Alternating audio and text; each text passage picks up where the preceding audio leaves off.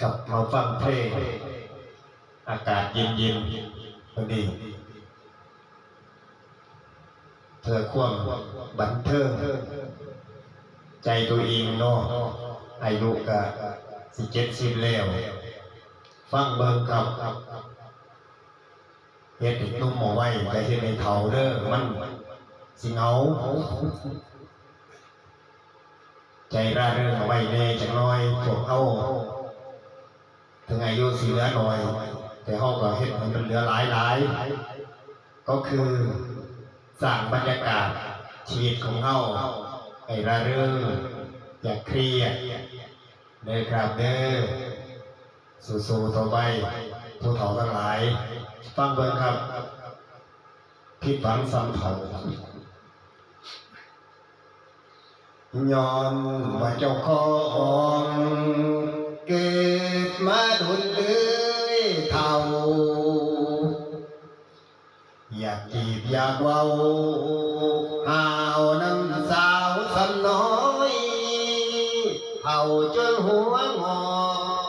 ยังมาที่หลอกด้วยคำสำอ้อยหลงมักเล็กน้อยต้องคอยเอาใจเจ้าน้องอยากได้ยังผู้เฒ่านี้ก็หาให้ซื้อทองให้ใส่เหลื่อมถึงแขนถึงคอมือถือรุ่นใหม่เงินทองให้ใส่จนพอยังแอบควงหนุ่มรูปหล่อมานอนเครียดล้อคิดนอกใจเฮาบ่สมคิดมักมาเฮ็ดพอคักแค่น้องเจ้าพาใช้เข้าห้องกะห้องเฮาเช่าเตียงนอนหมอนข้างทุกอย่างใส่ใจคือเราเสียค่าห้องเช่า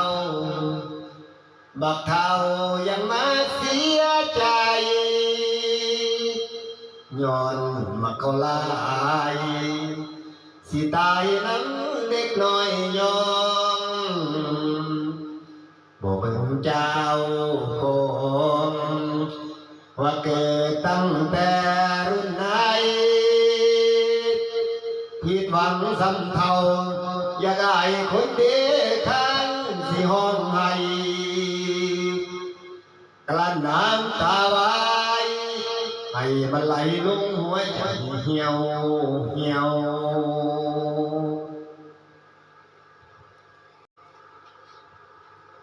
กับฟังต่อรักคำรัว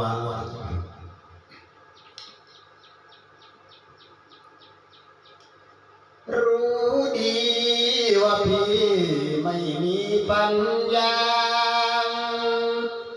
จะแต่งเนื้อทองน้องคามาเป็นคู่ค้าเวลายามนอ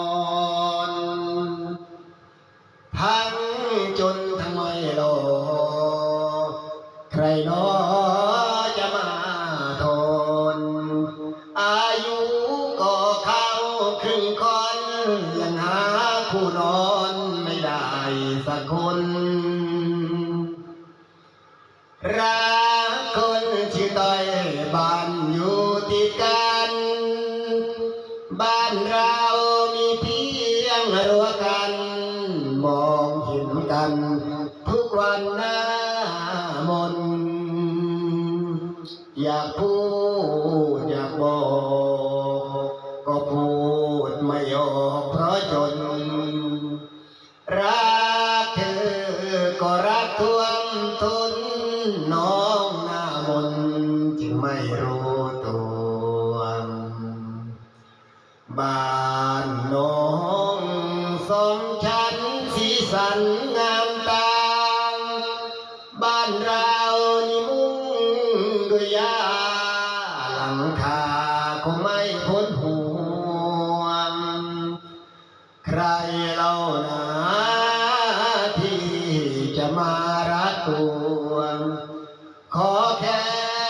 น้องข้างรั้วแอบรักคุณหัวข้างเดียวเรื่อยไปลงเขียนคำพูดสัก4-5 คำไปเหน็บไว้รั้วตอนค่ำมีใจความรักก้อยล้นใจ4-5 วันผ่านนงครานก็ไม่เอาไปมองเห็นเป็นเศษอะไรต้องนอนเศร้าใจร้องไห้